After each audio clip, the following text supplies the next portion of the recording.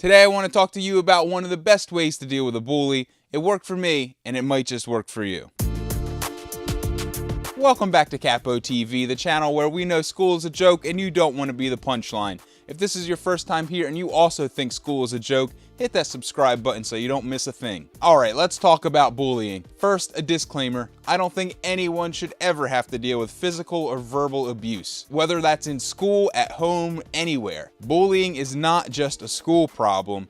It's a world problem. And the bully is just a person who doesn't have the maturity level, the mental capacity, or the willingness to tolerate others. The person that gets bullied or gets picked on doesn't do anything wrong. It's the bully that has the problem. The bully is the one who says, "You're different than me, and I don't like it." And there might be a variety of reasons in the psyche of the bully why he or she doesn't like these certain types of people. We can't really change that ourselves. Remember that you are responsible for your actions and your actions only. Sure, we can guide them along and tell them, maybe you should think of things this way, maybe think of them that way. But at the end of the day, that person is the only one that can change. With that being said, I was bullied. Back in the day though, when I was in school, we didn't really call it bullying, we called it getting picked on. There wasn't this whole bully culture in school that there is today. There weren't highly publicized laws that made it illegal for you to look at someone the wrong way. And kids didn't make the joke, "Oh, you're bullying me, you're bullying me. Mister, he's bullying me." I mean, I hear that phrase so much as a substitute, it has lost all meaning. He's bullying me. What does that even mean? But if you are being bullied, then I have a suggestion. Yes, go tell an adult, whatever. Go tell the person in your school that handles the bullying cases. But please don't get in the habit of thinking that if there's a problem in your life, you can just go to someone else to solve it. Yeah, no one should be abused in school physically or verbally by anyone.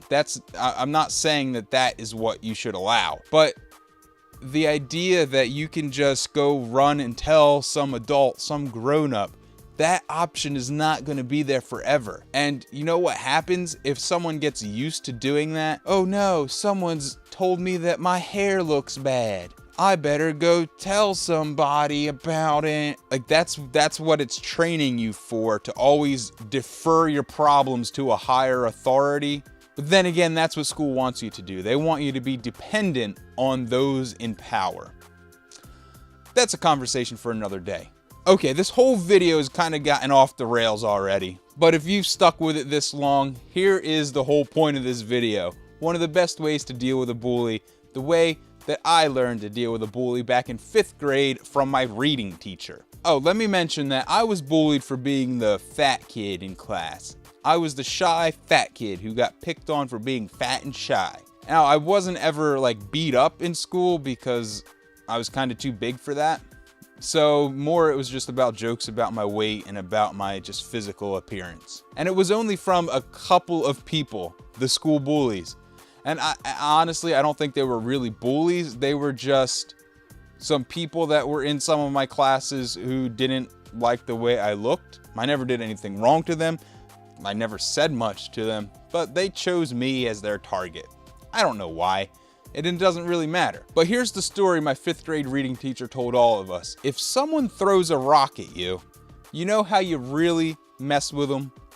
You go pick up the rock, walk up to them and say, "Excuse me, was this your rock?" They should be so confused that they don't know what's going on, and you just drop the rock at their feet and walk away. The point of that story isn't to just accept the fact that people are throwing rocks at you. They're doing it not because you're wrong, they're doing it because they have a problem. And if you diffuse the situation by acknowledging, "Hey, you just threw this thing at me. It doesn't bother me. Here you go."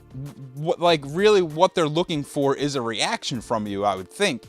That's how I've seen it play out throughout my whole life. When I would pick on my sister, I would be doing it for the reaction, not because I didn't like her or anything. I just like seeing her react. So that's, I think, what bullies are doing also.